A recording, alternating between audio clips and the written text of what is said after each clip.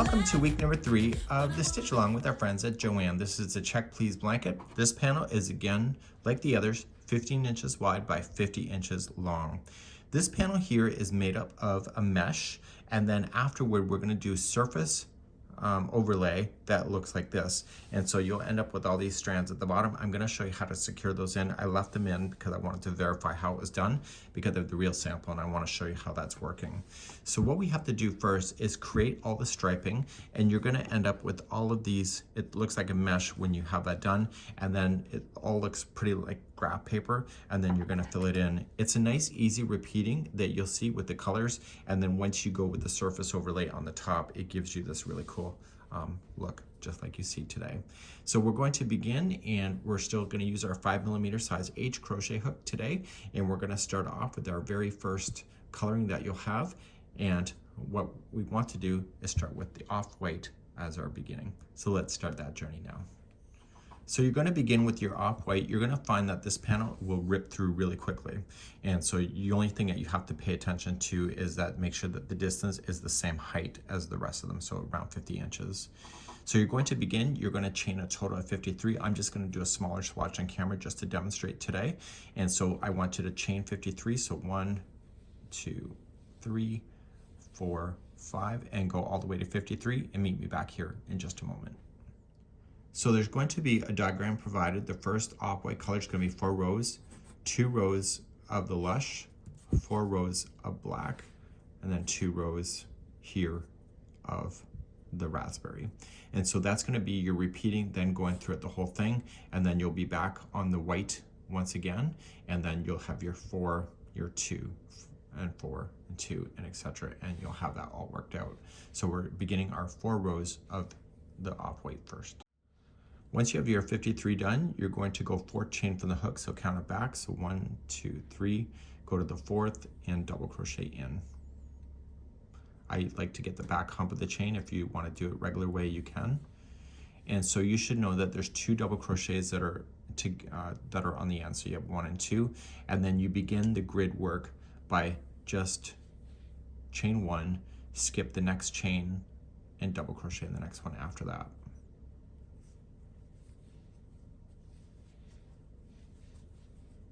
Okay, and then chain 1, skip 1, and double crochet in the one after that. And you're going to do this all the way across your base, and so please do this for row number 1.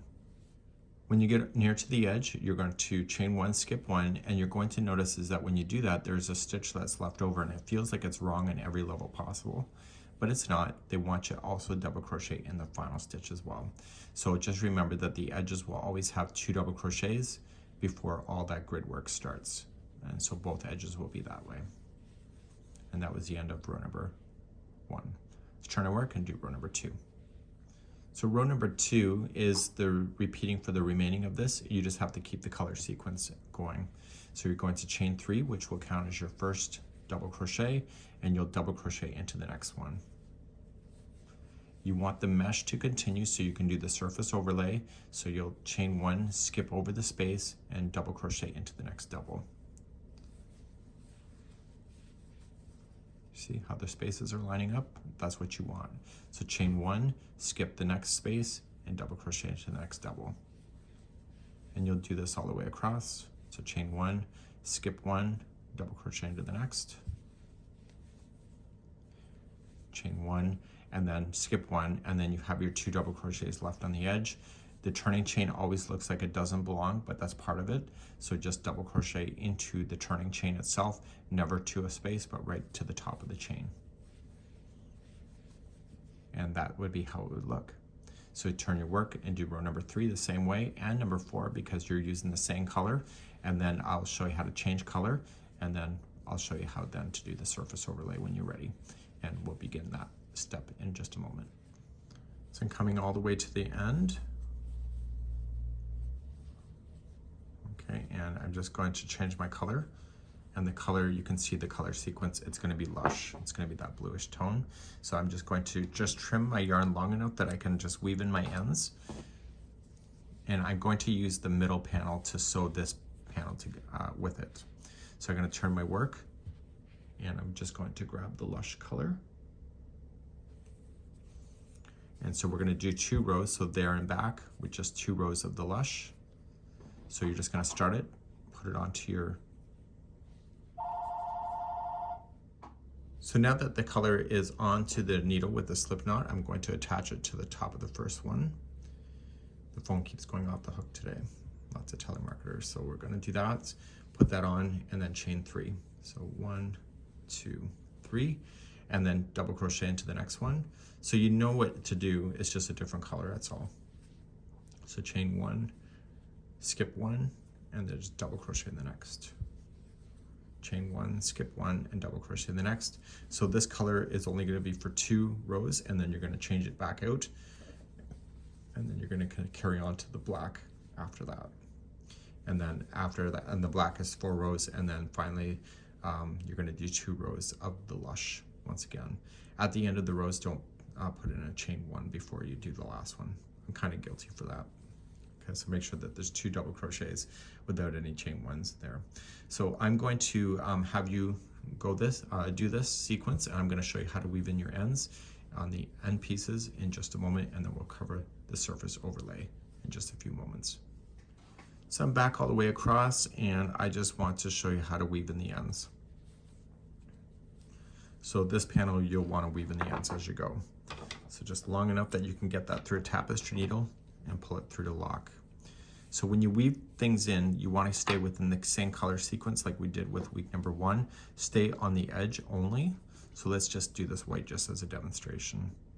So all loose ends are going to be done the same way. So just going down, and I would just follow the same stitch work going down.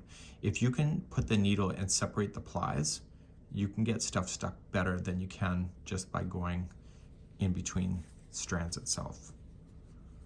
Okay, so just pull through, and when you pull the first time, don't pull it so tight that it is changing the shape of your project. And then go up, and don't be afraid to split plies. Some people complain that their stuff comes out, which is a legitimate complaint, but if you can split those plies, it makes it harder.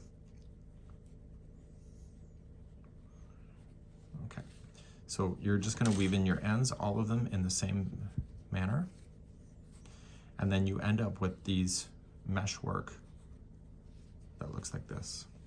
So once you've woven that in, you can trim, and then basically you'll have what it appears to be like a graph paper, and you're going to do your surface overlay on top of that. So I'm going to show you how to do surface overlay in just a second. So back on the diagram, see the up arrows? Those are the surface overlays. So B is using 2 of those, so there's going to be 2 spaces of B. There's going to be 2 spaces of D. A is going to be 4 spaces, that'll be black, and then C is going to be 2, and then right here B for 2 and B for 2. There's technically 4 in a row of the same color. So they just do that so that you can have sequence just in case you want to make things bigger on your own. So it's going to be a really neat idea, and what we need to do is start and just begin the process. Your tension really matters for this, so I'll give you lots of tips for that as well. So the surface overlay took me a couple times to practice because I did a few rows and then I noticed the project was starting to buckle because I was being too tight. So you have to get used to the tension, and there's nothing wrong with you getting a thicker hook in order to make it work. So I want to leave a longer tail on so I can sew this in the back side, and I'm just going to create a slip knot. The yarn has to come from underneath the project. So whatever side that you determined is the right side, okay, that's the side that is going to be facing up. So I'm going to just show you with my regular hook. So keeping the yarn organized, I want to put the yarn that is leading to the yarn ball kind of underneath the project. It's just easier for you to manage. So just kind of put it under, and I want you to come to and pick it up. Okay, so you're going to pick it up from there, and then you're just going to dive into the first hole through the back, and on the back side what you're going to do is just maneuver your hand so that it captures around the hook and comes back out the front side, and you're going to pull through. So the distance between this here and the next one has to be equal and has to be in balance, and so you have to get used to just kind of pulling it up enough of the loop so it makes it looks like it makes sense. And so you can physically see it, the line down through there. So you can just go down and just use your hands and just kind of working behind, and you pull up enough of the loop so that you can pull it through there. And so see, it's a little tight. So I want to take my time and really get used to the tension so that each one of the loops are roughly around the same size.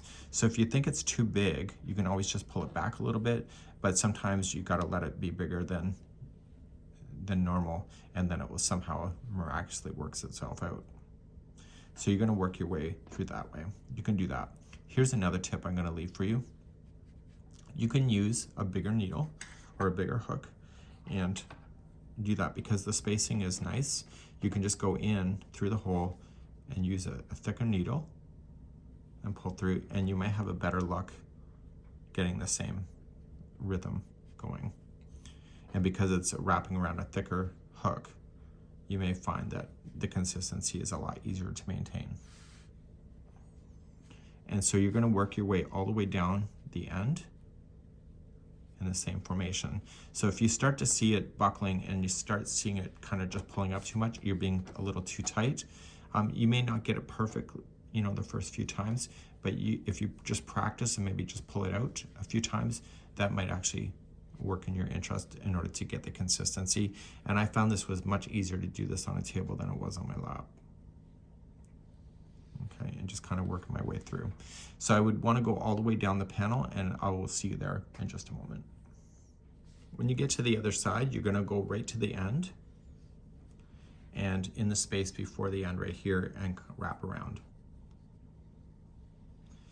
And when you finish off, again, leave it long enough so that you get a tail end that you can weave in the ends with, and just pull it through and lock.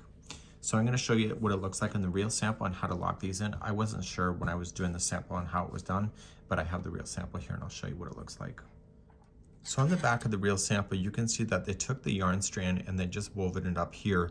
But once it got to here, what they did is they split the plies and stayed behind the work and just dragged it up, and it caught under all of those plies as it did it. And so that was done all the way across here. So yes, it's a little more time to do, but the way that the sample works is pretty nice. You can see that the crocheter did a great job with the consistency on how they did that as well. So that takes practice. So a lot more looser than I was for sure. But again, practice makes perfect. So let me show you how that's done. So let's just weave in the one that we just did. So the rest of them are not weaving, and I gotta do those tonight in front of TV. So I'm going to just put it through a tapestry needle, and I'm just going to have it here, and I'm just gonna make sure that it locks onto itself. So I'm just gonna put it through a loop. Okay, so that will hold like that. So what they did is that they went up through the work and just woven it in just a few times, like that.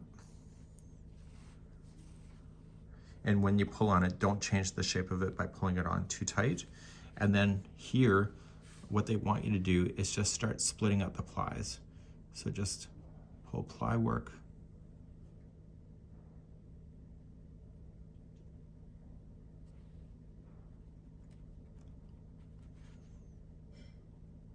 Just like that. Okay, and so it's going to be all through there.